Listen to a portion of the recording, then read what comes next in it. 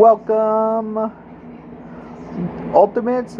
This is actually I'm back with another YouTube video. I'm going to do my first. I'm going to do my 6 horror stories animated by Wansee Entertainment.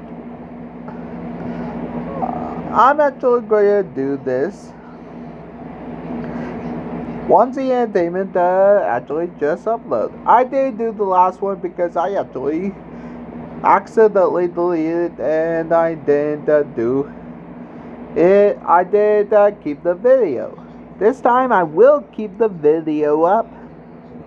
So here we go.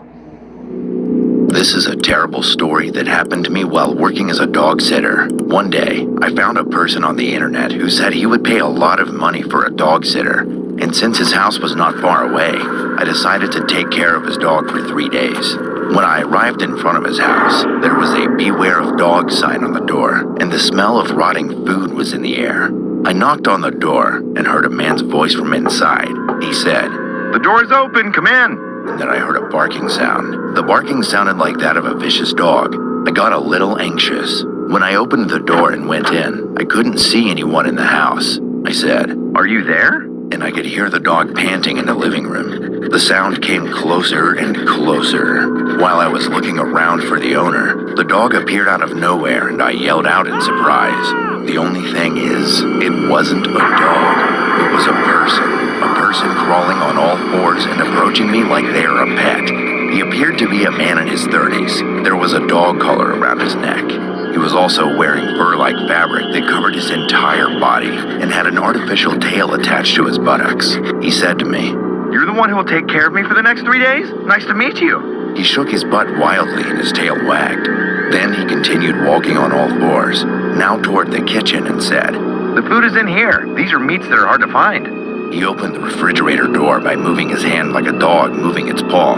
Inside it was a pile of large, deep red chunks of meat. For some reason, I got goosebumps and took a step back. He then ran up to me, slammed his head into my leg, and screamed, "Are you going to keep standing there blankly like that? Pat my head! Pat my head!" I was so confused and horrified that I screamed out.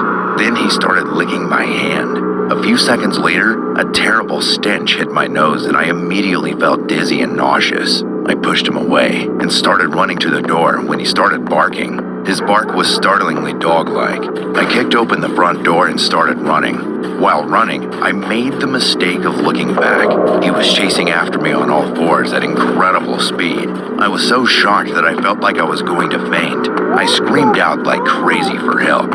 "Help! There's a crazy dog here!" People stuck their heads out of their windows to look and see what was happening. And when they saw the man running towards me, their eyes widened. Before I knew it, the crazy dog man was in front of me, and he started panting and lifting his lips to bare his teeth. I could see his dark gums and yellow, large teeth. He growled and lunged at me, my legs shaking like crazy. At that moment, a man came running with a baseball bat and yelled at the crazy dog guy to go away. The crazy guy saw him and started barking wildly. The crazy dog guy went after the man and bit his leg, and he panicked and hit the crazy dog guy on the head with a bat. Thankfully, that made him run away, making a noise similar to a dog whining. The whole scene was unbelievable, and I was so shaken up that I could barely catch my breath. The man had teeth marks and some blood on his leg, but he said it was not a serious injury and went into his house to bandage it. I thanked him countless times, and he said to me, "This is not the first incident like this. In the past, a young man went to that house to work as a pet sitter and was bitten by that crazy guy, leaving him with 30 stitches on his leg. And that crazy guy has been to jail once before. Once that crazy guy bites you, he won't let you go unless you hit him on the head. Remember, you should really hit him on the head with all your might." After that, I never worked as a dog sitter again. I sometimes wonder, who was that crazy guy and what is he doing now? Yo, yo, yo! Good morning, ladies! Rise and grind. Come on! Let's... My name is Humaira. I'm 21 years old. I'm a big fan of your YouTube channel. I am from Bangladesh and I live in the Mymensingh district. I want to share a horror story that happened to me. This story is from when I was 10 years old and I lived in Dhaka, the capital of Bangladesh. At the time, I lived in an apartment with my parents and my two brothers. It had 2 bedrooms, 1 bathroom, a kitchen, and a balcony. The apartment was a bit small for my family's size, but due to some financial issues, we had to manage. One day, my uncle, who is my mom's brother, came to our house to visit us. He came in the afternoon and spent some time with us. We chatted and watched TV, but it was night, and at around 8 p.m., I started feeling sleepy. I had to get up at 6:30 a.m. for school. I was kind of lazy, and I would always go to sleep at 8 p.m. So, like normal, I was just watching TV and starting to drift off to sleep. Right as I fell asleep, I heard my mom telling my uncle to stay at our house for the night. I don't remember the time exactly, but it was around midnight when I woke up. I had fallen asleep in my parents' room, but my mom didn't wake me up and just let me sleep in this room, and she was sleeping next to me. My dad must have been sleeping with my brothers in the other room. I was trying to fall back asleep, but I couldn't and didn't know why. I looked around, and since the door was open, from down the hallway, I could see a tall shadow figure. There was a long corridor between the room I was in and where it was standing, and the shadow figure was peeking around the corner like it was playing with me. I was scared to death, but I didn't want to wake up my mom. Since he was supposed to be staying over, I thought it must just be my uncle.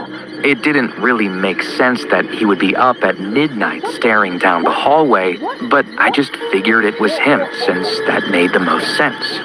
Once I decided it was him, I wasn't afraid anymore and eventually fell back asleep, though the figure never stopped staring down the hall. I still don't understand why I thought that figure was my uncle, but as it turns out, when I woke up that morning, I learned that my uncle had actually not stayed the night. I was scared out of my mind. To this day, I still don't know what it was that was looking at me from down the hallway that night.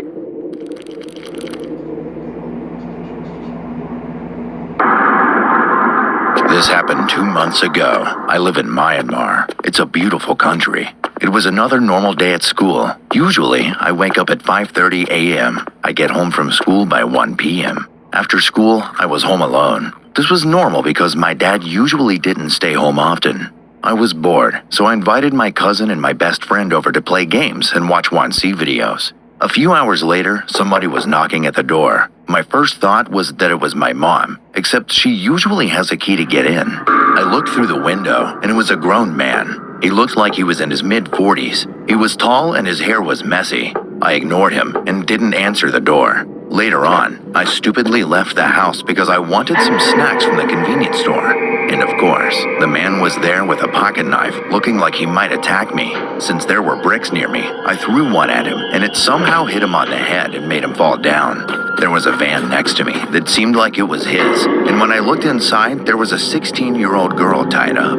I was 12 at the moment, so this was very scary for me. I untied her, and then quickly called the cops. Once they got there, a few moments later, he was captured. The girl told me that she was also going to get some snacks. It was so strange because she was so unlucky to get caught, then lucky that I happened to find her. My friend and my cousin still don't even know about this because they were busy playing Fortnite and stayed at the house. I can't help but wonder what would have happened to that girl and me if those bricks hadn't been there.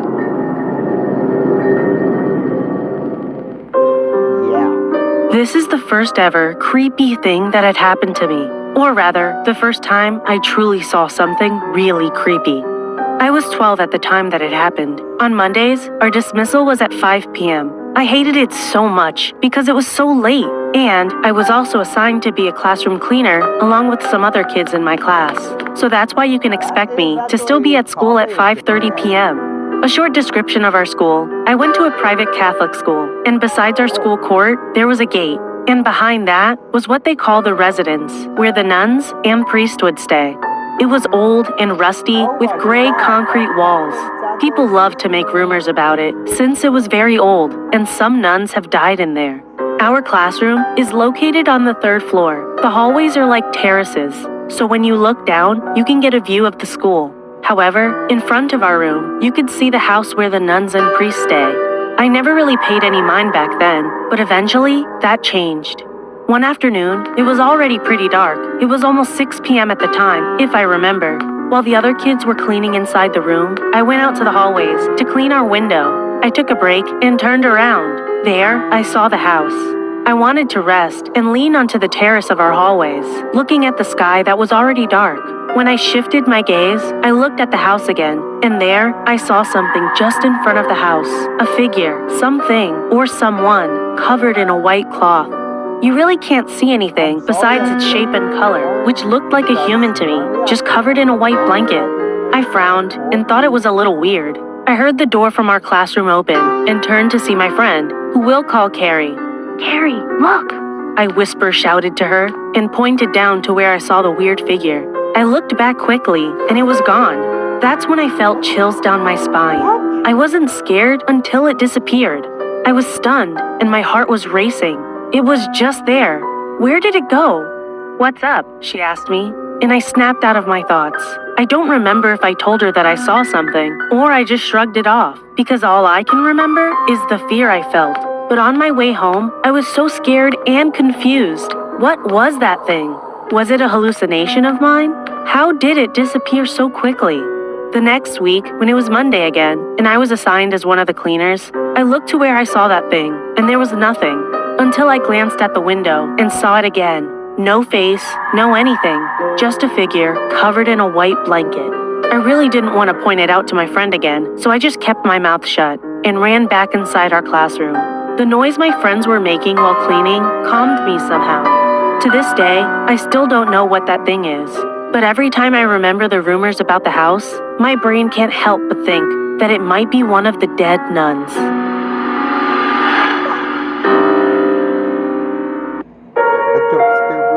I live in the Philippines, and at the time this story started, it was 4:30 or so in the afternoon, on December 30th, and my father had gone to buy something in the next town. In that town, many fresh ingredients are available at the market, like as fresh as you can get. He was fetching something we needed for our New Year preparations. As my father waved goodbye to us, my sister, Mika, sighed and sounded worried about him. I was confused because she would always want to go everywhere with my father. I didn't think much of it, so we waved goodbye and went back to doing whatever we were doing. Around 5 o'clock, it was getting dark quickly. There was no sunset. It went from light to completely dark very quickly. I was starting to get worried that he wasn't back yet. You see, my mom was not home, as she works overseas, and I was the only one who was responsible for looking after my sister when my dad went to the next town over. I was dancing in our living room for no particular reason, just dancing out of boredom, when suddenly, my sister Mika came running to me with a worried face. She said something that even now gives me the creeps. My sister said, "Ate, Papa's mouth is covered with tape and his hands are tied to his back." Then she started explaining it to me, while acting out how she saw it. I was shocked. I turned the speaker off and picked up my phone and checked my messages to see if my dad had called and left a message. But there was nothing. I was panicking and contacted my mom and my mom's boyfriend at the time to tell them what my sister had just said. After several minutes of waiting, I heard my dad's motorcycle in the driveway. I ran out and hugged him and almost cried when I saw him unharmed. But that is not the end of this story, actually. When we were eating, my dad explained why he was late. He said that while he was driving, he suddenly saw a huge crowd on the road. Of course, he grew anxious and tried to figure out what was happening. Eventually, he learned that there were 2 people on the road, dead. What was worse, he said that their hands were tied and there was tape on their mouths, and they had both been shot in the back of the head. I was in shock and ended up explaining what my sister said to me. He took it as a joke, but I did not. I mean, how could my 3-year-old sister know that stuff? Like getting tied up and having your mouth taped. Maybe because of movies or TV? It's just that I don't think so. She hates watching TV. How may I direct your call? Hi, I'd like to order a pizza. Please hold. TV. My name is Kimberly, and I'm 19 years old. I have light brown skin, brown eyes, and shoulder-length black hair. I want to share my personal scary story that happened to me 2 years ago. It was a Friday, and I had just come home from school. I greeted my mom as she was leaving for work, and she told me to not wait up for her since she would be coming home late. My dad left us when I was a baby, and since then, it's only been my mom and I. I told her okay, and she left. I went upstairs and changed into my comfy clothes and went back downstairs into the kitchen, where I started cooking dinner for me and her to eat when she came home from work. After cooking, I did a little bit of chores, took a shower, ate dinner, and checked all the doors and windows to make sure that they were locked. When I was finished cleaning up, I went into the living room with my computer, as I wanted to catch up on some of the shows that I had missed recently.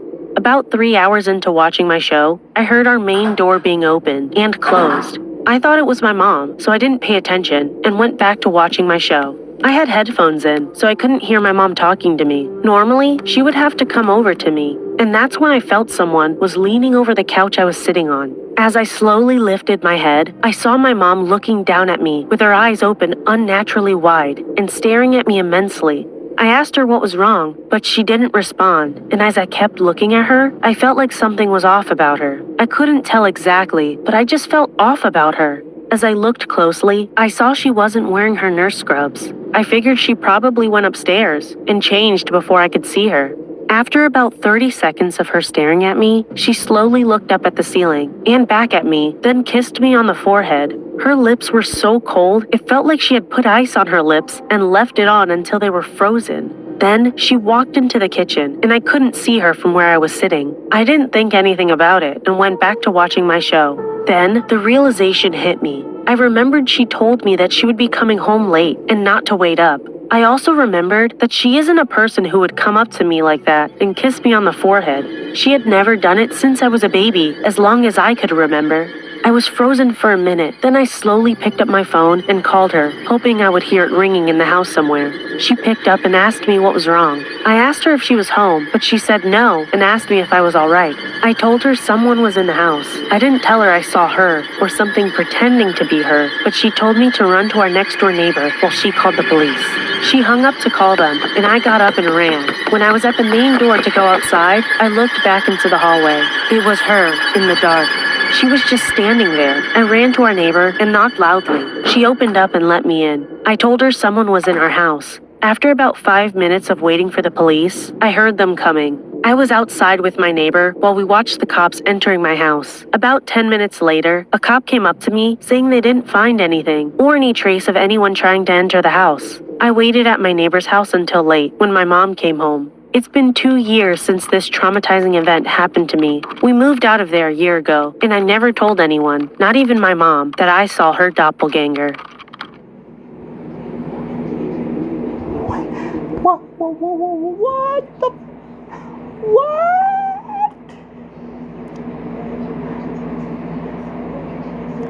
Okay, a doppelganger. Okay. Okay, doppelganger.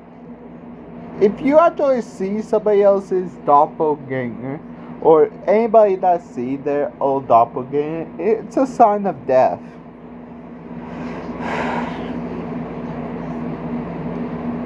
For the person. And it's actually creepy. Okay, that's it for my video.